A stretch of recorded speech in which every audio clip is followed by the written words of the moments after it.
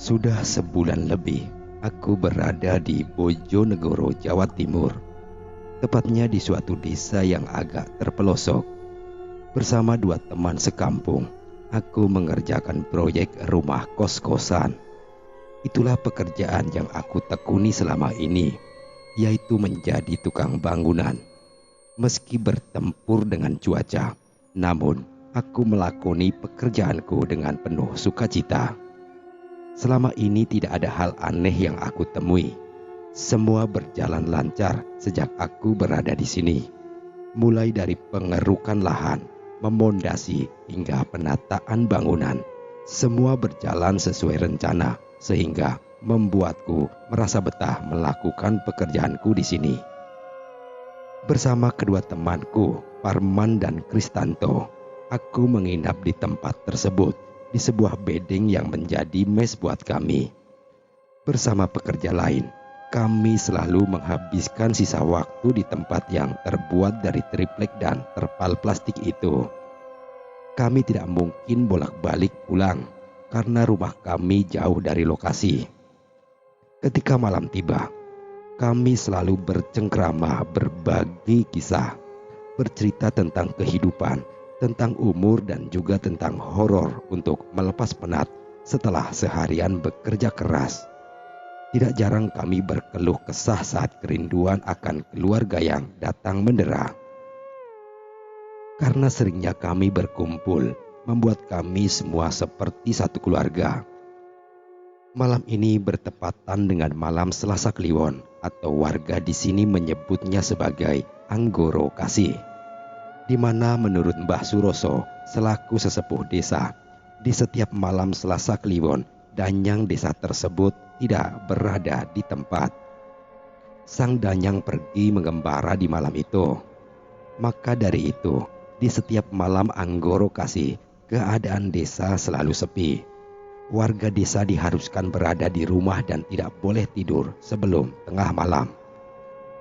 Mendengar pemberitaan itu, aku dan teman-teman akan mematuhi peraturan desa itu, karena kami di sini adalah tamu. Untuk menghilangkan rasa jenuh, kami pun bermain kartu. Ada juga yang bermain catur dan karambol. Hingga saat sudah merasa bosan, aku bersama Parman dan Kristanto, kami pun duduk di kursi bedeng. Di situ kami mulai bercerita tentang kisah yang menyeramkan yang pernah kami temui. Sengaja kami memilih topik horor, mengingat tradisi yang sedang dijalankan oleh warga kampung. Aku angkat suara sebagai pendongeng yang pertama. Aku bercerita tentang kisah menyeramkan yang pernah aku temui di tahun 2007 silam. Waktu itu tepatnya pukul 10 malam. Aku pulang dari lembur pengecoran jalan. Aku melewati pohon randu yang usianya dikenal ratusan tahun. Di situ aku melihat angsa berwarna putih sedang berdiri mematung di tengah jalan. Sontak saja aku menghentikan laju sepeda motorku. Dengan motor yang masih menyala sebagai penerangan, aku berjalan turun hendak menyingkirkan angsa tersebut. Dan hal menakutkan itu terjadi. Saat aku hendak memegang angsa tersebut, mendadak lehernya memanjang seperti pohon yang akan tumbang, dan ketakutanku semakin menjadi saat angsa itu berubah menjadi kain mori panjang yang melayang-layang dengan suara gemuruh. Dengan membaca ayat kursi, aku pun bergegas kembali ke motor. Namun malam itu aku benar-benar apes karena motorku mendadak mati. Dan di dalam kegelapan itu, berulang kali aku mencoba untuk menghidupkan motorku, namun tidak juga menyala. Sementara sosok gaib itu terus melayang-layang di hadapanku. Begitu kain mori tersebut memanjang, membentuk sosok pocong yang menyeramkan. Pada akhirnya, aku berlari sekuat tenaga. Hingga saat sampai di rumah pertama, yakni rumah Haji Darmawan, aku mengetuk pintu dengan tegang. Dan alhamdulillah, beliau belum tidur. Saat itu aku tidak bisa bercerita apa-apa karena lidahku keluh, sedangkan tubuhku gemetaran. Haji Darmawan yang mengetahui keadaanku yang ketakutan, Dengan segera beliau menyuruhku untuk masuk ke dalam rumah.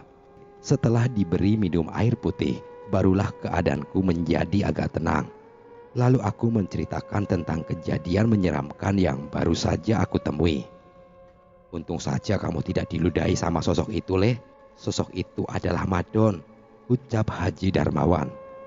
Beliau berpesan, jika lain waktu aku melihat sosok hewan atau binatang tidak layak di malam hari, disuruhnya aku agar tidak menghiraukan sosok-sosok tersebut. Karena sosok tersebut pastilah sosok hantu yang berubah wujud dan bisa menyerupai apa saja. Setelah kejadian itu, aku tidak berani lagi lewat jalan di batas desa. Aku lebih memilih memutar lewat jalur rumahnya Pak Deyono meski agak jauh. Namun, jalannya di sana dipenuhi lampu penerangan dari desa. "Memangnya kalau sosok pocong itu meludahi kamu, apa yang akan terjadi?" tanya Parman tepat saat aku selesai bercerita. Aku menjelaskan bahwa ludah sosok pocong bisa membuat kulit melepuh. Rasanya panas seperti tersiram air mendidih, dan sosok pocong merupakan salah satu hantu ganas yang sangat berbahaya. Kedua kawanku hanya berdecak ngeri mendengar ceritaku. Selanjutnya kini giliran Kristanto yang ganti bercerita. Kristanto mulai berkisah kalau saat itu dia tak pernah percaya dengan adanya makhluk halus. Karena Kristanto belum pernah ditemui sosok makhluk halus atau melihat dengan mata kepalanya sendiri. Tapi berbeda dengan kawan-kawannya. Namun semua anggapannya menjadi keliru saat satu kejadian mistis menimpa pada Kristanto. Kebetulan pada malam kejadian itu, Kristanto sedang bersama Parman. Saat mendengar Kristanto berucap, Parman ikut mendengarkan dengan serius. Mungkin Parman mengingat kapan pernah mengalami kejadian mistis bersama Kristanto, kawannya semasa SMK dulu. Dan mulailah Kristanto bercerita, mengingatkan akan masa lalu bersama Parman. Waktu kejadian berlangsung, Kristanto dan Parman masih duduk di bangku kelas 3 SMK. Yang mana pada saat itu pihak sekolah mengadakan acara perkemahan. Acara tersebut berlokasi di sebuah hutan di daerah Tuban. Ketika mereka bersama dua kawannya mencari kayu untuk api unggun, mereka melihat pohon pisang kelutuk yang akan muncul jantung pisangnya. Melihat itu salah satu kawannya berkata, jika jantung pisang tersebut ditali wangsul lalu dipantek dengan bambu kuning, maka dipercaya bisa berubah menjadi sosok pocong. Tentu ucapan itu membuat Kristanto tidak percaya sama sekali. Baginya adalah hal yang sangat mustahil. Begitupun dengan Parman yang juga tidak percaya dengan makhluk halus. Ucapan itu membuat Kristanto dan Parman hendak membuktikannya. Diam-diam Kristanto mengambil ranting bambu kuning saat mencari kayu tadi. Tepat di tengah malam, di saat kawan-kawannya asik di depan api unggun, mereka berdua pamit untuk pergi ke belakang. Kemudian berjalan cukup jauh menuju kebun pisang liar. Lalu dicarinya pohon pisang yang sudah ada jantung pisangnya. Saat sudah menemukan apa yang mereka cari, dengan segera Parman mengikat jantung pisang tersebut yang disusul Kristanto mengeluarkan patek bambu kuning, lalu ditancapkanlah di bawah tali itu. "Jadilah kamu pocong ya," ucap Kristanto bergurau yang disambut tawa Parman. Setelah selesai, mereka pun melangkah kembali menuju ke tenda. Dalam jarak sekitar 6 meter, keanehan mulai muncul. Tercium aroma minyak serimpi dan kembang borai yang khas. Namun mereka menepis tentang kemunculan sosok pocong. Karena kebetulan jarak 1 kilo dari tempat mereka berkemah adalah makam desa. Mungkin ada kuburan baru yang wanginya terbawa angin sampai ke tempat mereka berkemah. Beberapa saat kemudian, mulailah keadaan menjadi mencekam. Angin datang sangat kuat, menggoyangkan pepohonan yang di sana. Juga terdengar suara menggema seorang nenek. Di saat angin sudah mereda, Kristanto dan Parman menoleh ke belakang. Kristanto menyorotkan senter ke arah pohon pisang tadi. Ketakutan luar biasa menyelimuti mereka. karena di kejauhan terlihat nenek-nenek tua berjalan terpincang-pincang dan bertambah menyeramkan karena ada senjata tajam yang masih tertancap di kepalanya. Seketika itu, Kristanto dan Parman kehilangan kesadaran. Sejenak kemudian, Kristanto kembali tersadar lalu berteriak sekuat tenaga. Namun kawan-kawannya tidak mendengarkan teriakannya. Selain berjarak yang cukup jauh, semua kawan-kawannya tengah asik bermain musik sehingga suasana sangat riuh.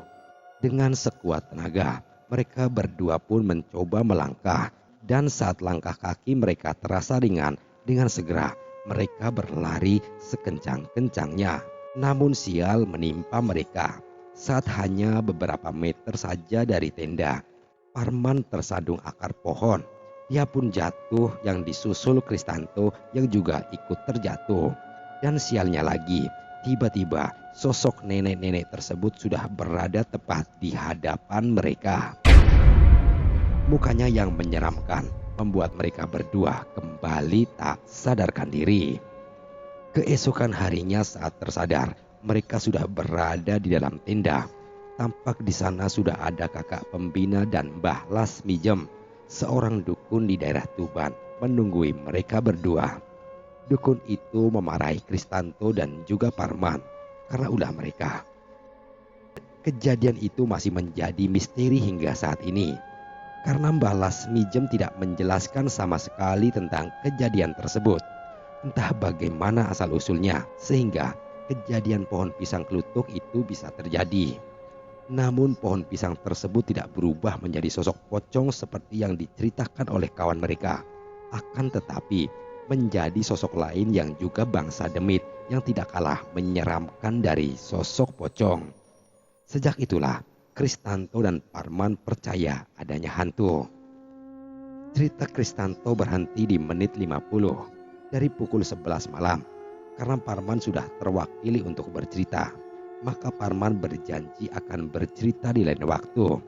Bersama kawan-kawan yang lain, kami bergegas kembali ke dalam bedeng, berbaring sambil menunggu waktu lewat tengah malam. Akan tetapi, ternyata Parman sudah tertidur pulas. Tampaknya Parman sudah lupa dengan pesan-pesan Mbah Suroso agar jangan tidur sebelum tengah malam, meskipun kurang beberapa detik saja. Di saat aku hendak pejamkan mata, mendadak Parman mengigau berteriak lantang, seperti ada sesuatu yang ingin membawanya. Tapi dengan keras, Parman seperti berontak melawannya. Aku dan Kristanto kaget mendengarnya, lalu segera membangunkan Parman. Begitu Parman sudah tersadar, Kristanto menanyakan perihal mimpinya. "Aduh, aku hampir dibawa kuda. Entah mau dibawa kemana aku," ucap Parman dengan raut muka yang masih tegang. Keesokan harinya, kami kembali beraktivitas seperti biasa. Pekerjaan telah sampai pada penataan bangunan, yang mana aku di bagian besi dan pengeraman, sedangkan Kristanto bagian perkayuan, sementara Parman adalah tukang pondasi dengan pengecoran. Tugas itu kami bagi sesuai ketepatan dan kecepatan masing-masing. Pak Mandor yang bernama Pak Wiro mengecek setiap lokasi. Hingga saat kami satu lokasi di mana ada pohon randu berdiri, dia memanggil Parman. Kemudian disuruhnya Parman untuk menebang pohon randu tersebut. Menurutnya, jika tidak ditebang, maka akan mengganggu pekerjaan mereka nanti. Namun Parman menolak dengan halus, karena dari cerita warga, meskipun pohon randu tersebut kecil, akan tetapi usianya sangat tua. Pohon yang dikenal dengan randu kuntet itu sangatlah rindang, berukuran kurang dari 15 meter dan berdiameter 30 cm. Dan dipercaya ada sisi kehidupan di pohon tersebut. Warga juga menduga kalau ada penunggunya di pohon randu itu. Mendengar Parman menolak, namun Pak Mandor terus memaksanya agar pohon randu itu tetap harus ditebang. Karena si pemborong pasti akan marah jika melihat pohon randu tersebut. Saat Pak Mandor hendak memanggil pekerja lain untuk menebang pohon itu, Parman buru-buru mengiyakan. Parman merasa ada raut muka kekecewaan di wajah Pak Mandor. Parman takut jika terus menolak akan berdampak buruk pada pekerjaannya. Sebelum Parman menebang pohon randu itu, waktu istirahat tiba. Aku, Parman, dan Kristanto duduk di warung kopi sebelah proyek. Warung yang menjadi langganan kami saat kasbon. "Ini gorengannya, Mas," ucap Bu Nairoh sambil menaruh gorengan yang baru matang. Wanita 3 anak itu adalah pemilik warung. Kami bertiga duduk sambil menikmati kopi dan gorengan. Tidak lupa rokok tercepit di sela jemari kami. Aku menanyakan pada Parman tentang rencananya nanti sore yang mana besok adalah hari libur kerja. Parman berencana untuk pulang. Jika dia jadi pulang, maka aku dan Kristanto juga akan pulang. "Ya, jadi nanti aku akan pulang," jawab Parman memastikan. Yang berarti kami bertiga akan pulang bersama. Perbincangan kami lanjutkan dengan keluh kesah Parman tentang pohon randu yang akan ditebangnya. Parman mengaku kalau ada rasa was-was dan rasa tidak tenang yang dia rasakan. Aku menyuruhnya agar Parman menunjuk orang lain saja untuk menebang pohon randu itu. Akan tetapi, karena merasa tidak enak dengan Pak Mandor, Parman akan tetap sebagai orang yang menjadi penebang pohon randu itu. Waktu istirahat telah usai dan kami menghentikan obrolan lalu menuju posisi masing-masing. Tiba-tiba saja datang angin yang kencang dan disusul mendung hitam pekat. Lalu tidak lama kemudian turunlah hujan lebat. Parman yang tadinya mau menebang pohon randu pun mengurungkan niatnya. Kami semua pun berteduh masuk ke bedeng. Sekitar setengah jam kemudian hujan pun mulai reda. Parman yang sudah memegang senso dan hendak menebang pohon randu. Namun setelah dinyalakan berulang kali, alat itu tidak mau menyala sama sekali. Beberapa teman yang mencobanya pun gagal. Akhirnya setelah dicek, ditemukan kendala pada businya yang mati. Tentu hal itu membuat para pekerja heran karena businya baru saja diganti kemarin, yaitu saat menebang pohon-pohon di sebelah kiri kanan pohon randu itu. Sengaja pohon randu itu tidak ditebang sesuai dengan arahan dari warga. Namun siang ini Parman menebang pohon randu itu demi tugas dan pekerjaannya. Tampak Pak Mandor sedang menungguinya di sana. Sejenak kemudian suara senso meraung-raung, lalu Parman mulai menebang pohon randu itu. Namun Parman baru separuh saja menebangnya. Petaka hampir menimpa Parman. Rantai senso itu putus dan rantai yang putus itu hampir mengenai muka Parman. Untung saja refleks dan gerakannya sangat cepat sehingga Parman terhindar dari maut. Beberapa saat kemudian, setelah pohon randu itu tumbang, terlihat 2 warga sekitar mengambil daunnya untuk makan kambing mereka. Kambing-kambing itu digembalakan di lapangan yang cukup dekat dengan lokasi proyek. Sementara Parman masih memotong pohon randu itu. Dia belah kecil-kecil dengan berbagai ukuran agar ringan saat diangkatnya nanti. Semua pekerja terheran ketika melihat sang penggembala yang tampak gusar. Ternyata kambing-kambing mereka mati setelah beberapa saat memakan daun pohon randu itu. Pikiranku makin tidak tenang ketika melihat kejadian itu. Aku hanya terdiam dan terus berdoa. Semoga tidak ada hal buruk yang menimpa, baik padaku maupun pada rekan-rekan seperjuanganku. Beberapa saat kemudian, tepat azan maghrib, aku tiba di rumah. Aku berterima kasih pada Parman yang telah memboncengku. Aku dan Parman merupakan tetangga dekat. Paling jarak rumah kami selisih 3 rumah saja. Sementara Kristanto rumahnya berjarak cukup jauh dariku. Rumahnya berada di RW lain. "Gak mampir dulu kamu, Man?" ucap ibuku yang hendak ke musola. Parman mengucapkan terima kasih pada ibuku sambil menstarter motornya kembali. Sebelum dia menginjak persneleng, aku bertanya tentang niatnya untuk pergi ke Nganjuk yang akan mengecek satu proyek susulan di sana. "Tinggal besok aja ya, soalnya aku capek. Sepertinya aku pingin tidur lama," ucap Parman sambil terkekeh. Meski capek, malam itu aku tetap keluar untuk ngopi. berbaur dengan warga lain kalau mungkin ada informasi baru di desa. Parman sendiri tidak menampakkan batang hidungnya. Mungkin dia benar-benar kecapean atau mungkin melepaskan rindu pada keluarganya.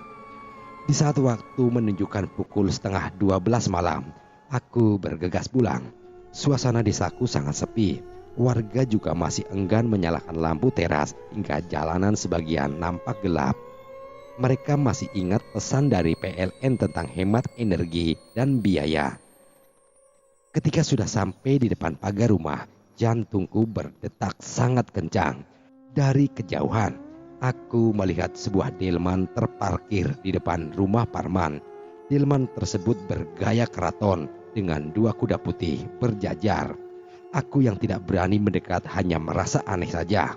Sebuah pemandangan yang membuatku bergidik. Pikiran macam-macam pun mulai mengisi otakku. Dan delman itu tidak lagi nampak ketika aku kembali menolehnya. Entah kemana perginya, seakan lenyap begitu saja. Padahal aku tidak mendengar gemerincing langkah kaki kuda tersebut. Semoga Tuhan selalu menjaga kita semua, Man. Batinku sembari masuk ke dalam rumah dan langsung masuk kamar. Aku yang mengantuk berat langsung tertidur nyenyak. Dan beberapa saat kemudian, delman itu terbawa dalam mimpiku. Aku bermimpi melihat Parman naik delman tersebut. Parman bersanding dengan seorang wanita yang berpakaian bak pengantin. Namun wajah wanita itu tidak jelas. Sementara di rumahnya ada banyak orang. Akan tetapi tidak satu pun yang aku kenal. Dan anehnya hidangan yang disajikan semua adalah kepala kambing mentah dan jeroan yang masih berlumuran darah. Nak, bangun. Sudah pagi. Ayo cepetan bangun. Sholat subuh, mumpung masih ada waktu, ucap ibu yang disertai ketukan pintu membangunkanku. Di dalam setengah sadar itu, aku samar-samar mendengar speaker masjid mengumumkan berita kematian dan sontak saja aku terbelalak. Saat nama Parman, RT 1 RW 2 meninggal dunia pukul 3 dini hari tadi. Badanku langsung lemas. Hatiku benar-benar menangis, sangat terluka saat mendengar kabar kematian itu. Saat melaksanakan sholat subuh, pikiranku melayang di hari kemarin, yang mana Parman tidur sebelum tengah malam, dan Parman juga telah menebang pohon randu kuntet, yang membuat beberapa kambing warga sekitar proyek mati, dan yang mana ada delman terparkir di depan rumahnya. Semua pikiran itu membuat sholatku tidak khusyuk. Di dalam pikiranku dipenuhi bermacam pertanyaan. Apakah semua menjadi penyebab kematian Parman? Dengan air mata menetes, aku mendoakan sahabatku itu seusai sholat. Aku mendoakan agar jalan terang mengiringi kepergiannya dan semoga tempat terbaik dijumpainya di sana. Demikian cerita kali ini. Sekian dan terima kasih.